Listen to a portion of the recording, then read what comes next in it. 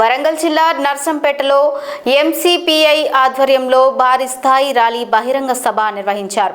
వీర తెలంగాణ రైతాంగ సాయుధ పోరాట యోధుడు ఎంసీపీఐ వ్యవస్థాపకులు అమరజీవి కామ్రేడ్ మద్దికాయల ఓంకార్ శత జయంతి ముగింపు కార్యక్రమాల భాగంగా ఈ ప్రదర్శన జరిగింది.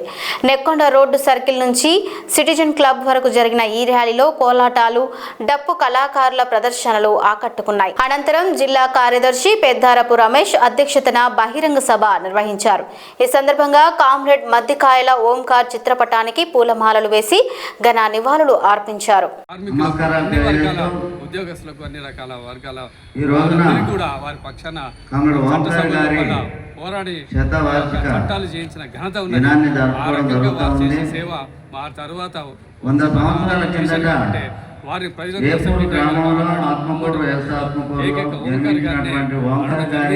మరి ఆ రకంగా వారు ఏదైతే కాంట్రిబ్యూషన్ అటువంటి దాని చైతన్యం ముఖ్యంగా ఈ దేశంలో ఉండబడినటువంటి ఆనాడున్నటువంటి నిజాం కాలంలో గొర్రెల దోపిడీ, జాగిరిదారుల దోపిడీ, భూస్వాముల దోపిడీ, అంటే రజాకారులకు వ్యతిరేకంగా తమ ఓంకార్ గారు మరి ఆనాడు జరిగినటువంటి సాయుధ రైతాంగ పోరాటంలో ముందు భాగంగా ఉండి దాదాపు 6 సంవత్సరాల కాలంలో ఆ పోరాటంలో ఉన్నటువంటి కామ్రేడు ఆ తర్వాత కూడా మరి ఆ ప్రాంతం నుంచి నర్సంపేట ప్రాంతానికి రావడం, ఇక్కడ వరుసగా 5 సార్లు ఎమ్మెల్యేగా గెలవడం అనే విషయం మనందరికీ తెలిసినటువంటిదే.